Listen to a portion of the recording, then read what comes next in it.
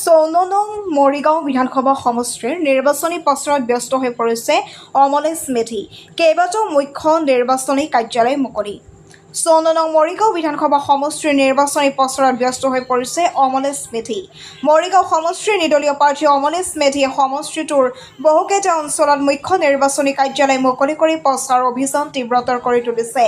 বুধবাৰে জাজৰিকে ধৰি বহুকেইটা অঞ্চলত মুখ্য নিৰ্বাচনী কাৰ্যালয় মুকলি কৰে। আনহাতে অমলেশ মেধিয়ে কয় যে নিবনুৱাৰ কৰ্মসংস্থাপন, দুৰ্নীতি নিবাৰণ, চৰকাৰী প্ৰকল্পৰ সঠিক ৰূপায়ণ আৰু বৃত্তিমুখী শিক্ষা প্ৰদানৰ লগতে চৰকাৰী শিক্ষানুষ্ঠানত গুণগত মানদণ্ডৰ শিক্ষাৰ লগতে বৃত্তিমুখী পাঠ্য, স্বাস্থ্য আৰু চিকিৎসা ব্যৱস্থা উন্নতকৰণ, সমষ্টিত উদ্যোগীকৰণ কৰাৰ লক্ষ্যৰে সমষ্টিৰ পৰা এজন যোগ্য তথা সমাজৰ সকলো শ্ৰেণীৰ লোকৰ প্ৰিয়ভাজন হিচাপে আপোনাৰ ভোট দিয়ক।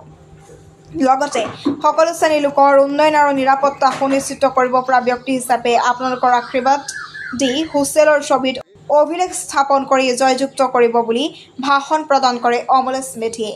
নিৰ্বাচনী প্ৰচাৰ কেনেধৰণে আগবাঢ়িছে? নিৰ্বাচনী প্ৰচাৰ পুৰা জোৰ আৰু চোৰছে হৈ আছে, একদম পুৰা ফুল স্পীড। কিমান ভোটত আপুনি জয় লাভ কৰিম বুলি ভাবিছে? সেইটো মই একো কমেণ্ট নিদিওঁ এতিয়া। ৰমাকান্ত দেউৰী, মই যদি হাৰোঁ ন, মই এটা এক্সপিৰিয়েঞ্চ লৈ যাম। ৰমাকান্ত দেউৰীয়ে আপোনাক 70,000 পৰা 90,000 ভোটত জয়লাভ কৰিম বুলি মন্তব্য কৰিছে। আপুনি কি সেই সংক্ৰান্তত কি ক'ব? তেখেতে কৰিম বুলি ক'ব পাৰে, কাৰণ তেখেতৰতো আজি বহু বছৰ ৰাজনীতি এক্সপিৰিয়েঞ্চ আছে। হয়, তেখেতে ৰাজনীতি কৰিব জানে আৰু মই তেখেতক মানে যিটো তেখেতে মন্তব্য কৰিছে মইতো সন্মান জনাওঁ। হয় হয়। এই মৰিগাঁও সমষ্টিত কেনেকুৱা ধৰণৰ অৰ্থনৈতিক কি দেখিছে আপুনি? কেনেকুৱা ধৰণৰ অৰ্থনীতিৰ অৱস্থাৰ পৰা মৰিগাঁও সমষ্টিখন বিলকুল ভাল নহয়।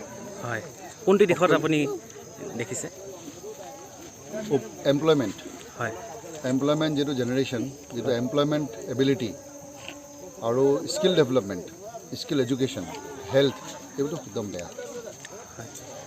আজি যিখন সভা অনুষ্ঠিত হ'ল, উখল মাখল এটা পৰিৱেশ দেখিবলৈ পোৱা গ'ল। হয়, ভোটাৰ জনতাৰ অগণন দেখিবলৈ পোৱা গ'ল। কি ক'ব এতিয়া? তেখেতসকলে এটা আশা পাইছে মোৰ ওপৰত, কাৰণ মই এজন প্ৰাক্তন সৈনিক। তেখেতসকলে ভাবিছে যে প্ৰাক্তন সৈনিকে তেখেতসকলক গাদ্দাৰী নকৰে।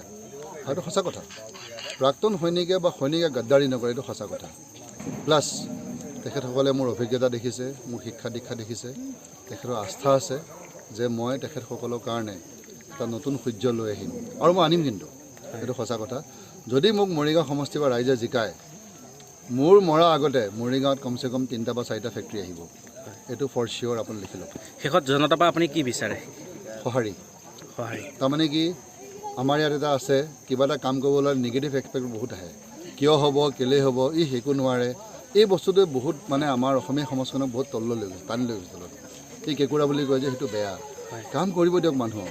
যদি আমাৰ ইয়াত আহি পেলাই ক'ৰ মাৰোৱাৰী আহি ডাঙৰ ডাঙৰ বিল্ডিং বনাব পাৰিছে, আপুনি গুৱাহাটীত যাওক, কি ডাঙৰ ডাঙৰ বিল্ডিং বনাইছে, চব মাৰোৱাৰী। গোটেই বিজনেছ ফেঞ্চি বজাৰ গোটেই মাৰোৱাৰী লৈছে। আমি কিয় ল'ব পৰা নাই জানেনে? তাৰ মূল এটা কাৰণ হ'ল যে আমাৰ অসমীয়াকেইটাই পিছলৈ টানি পেলাই দিয়ে। ছাপৰ্ট ছিষ্টেম নাই আমাৰ। আমি দেখি আহিছোঁ, মইতো প্ৰায় কাল বিদেশত থাকি আহিছোঁ, যে এজন জাতি দেখিলে বেলেগটোক টানি আনে। যদি ক'ৰবাত দেখে গৈছে এজন মাৰোৱাৰী বা এজন কেৰেলাইট বা এজন পাঞ্জাবী যে ইয়াত ইনকাম আছে, গাঁৱৰ পৰা আৰু দুটাক টানি আনে। আমাৰ ইয়াত আৰু ঠেলি দিয়ে, আহিব নালাগে বুলি কয়। যি হয় মোৰেই হওক, মোৰ ঘৰটো ডাঙৰ হওক, মোৰ ঘৰত গাড়ী হওক, লগতো বিপদে মৰক। কিন্তু কেৰেলাত তেনেকুৱা নহয়। গাঁওখনত যদি কাৰোবাৰ দুখীয়া মানুহ আছে, কোনোবাই যদি চাউদিত চাকৰি কৰে, সিহঁতে আহি তাৰ ঘৰটো বনায় আৰু তাকো ৰাস্তা দেখুৱাই দিয়ে। এইবিলাকতো আমি বহুত আগৰ পৰা দেখি আহিছোঁ। কমিউনিটি চেণ্টাৰ নাই গাঁওবিলাকত, কি ঘটি আছে পৃথিৱীত নাজানে। সেইবিলাকতো ডেভেলপ কৰিব লাগিব। এইটো হয় বেছিক এমিনিটিজ বা ফাণ্ডামেণ্টেল ডেভেলপমেণ্ট। শেষত আপুনি নিশ্চিতনে? কিহৰ বাবে? আপুনি ভোটাৰ বাবে আপুনি? মই ভাবোঁ চাওক, ৰাজনীতিত একো ক'ব নোৱাৰে। মই ৰাজনীতিত একদম নতুন আৰু মই নিজকে ৰাজনীতি বুলি নাভাবোঁ। ঠিক আছে, মই ৰাজনীতি এইটো politics A part of life. ৰাজনীতি হ'বই লাগিব, চৰকাৰ গঠন হ'বই লাগিব। চৰকাৰ গঠন নহ'লে আমি কেনেকৈ যাম, বুজি পাইছে? কিন্তু কেনেকৈ কৰিব লাগিব কাম আগত গৈ, সেইটো মোৰ মূল উদ্দেশ্য। যদি মোক ৰাইজে জিকায়, মই ৰাইজৰ কাৰণে কাম কৰিম। ঠিক আছে, দেখিবই মোক। আৰু মই যদি এইবাৰ জিকোঁ, তাৰ আশাবালৈ মই কোনোটো কাৰণে ভোট খুজিব নাহোঁ। এনেকুৱা মিটিং নহয় আৰু, কাৰণ মোৰ ৰাইজে মোক জিকাই দিব। মই এনেকুৱা কাম কৰিম, অসমীয়াত দেখিব। কিন্তু মানুহৰ মাজলৈ গৈছে আৰু মানুহৰ সমাগমো ভালেই আছে, মানে তেওঁক ছাপোৰ্টো কৰিছে। আমিও হয়তো তেখেতক ছাপোৰ্টেই কৰিছোঁ সম্পূৰ্ণভাৱে। আৰু তেখেত যেনেকৈ ধৰক দেশখন সুৰক্ষা কৰি আহিছিলে, তেখেত এখন প্ৰাক্তন সৈনিক যেতিয়া, মই ভাবোঁ আমাৰ মৰিগাঁও ডিষ্ট্ৰিক্টখনৰ মানে তেখেতে বহুত মানে উন্নয়ন কৰিব, বহুতখিনি উন্নয়ন। কাৰণ এজন মিলিটেৰীয়ে যেনেকৈ নিজক দেশৰ কাৰণে গোটেইখিনি উৎসৰ্গা কৰি দিয়ে ন, সেইবাবে তেখেতেও সেইটো কৰিব বুলি মই ভাবোঁ। সেইবাবে মই তেখেতৰ হৈ আহিছোঁ। কেনেকুৱা জনতাৰ সমাগম কেনেকুৱা দেখিছে? ঠিকে আছে, জনতাৰ সমাগম বিভিন্ন অঞ্চলৰ গোটেই সমষ্টিটো ঘূৰি আছে, কেনেকুৱা দেখিছে? বহুতখিনি মানুহ আহিছে, ঘৰে ঘৰে গৈছোঁ আমি, মানে ঘৰে মানুহখিনিও মানে সম্পূৰ্ণভাৱে ছাপোৰ্ট কৰিছে। কাৰণ মৰিগাঁৱত বিগত যিমানখিনি উন্নয়নমূলক কাম বহুত হোৱাই নাই, মই নিজেই দেখিছোঁ। ৰাস্তা ঘাইপথিতো বহুতখিনি আছে উন্নয়ন হ'বলৈ। এতিয়া তেখেত এজন যেতিয়া ইঞ্জিনিয়াৰ, যেতিয়া সেই হিচাপে মানে ৰাস্তা ঘাটো উন্নয়ন হ'ব, লগতে শিক্ষানুষ্ঠানো উন্নয়ন কৰিব বুলি মই ভাবোঁ।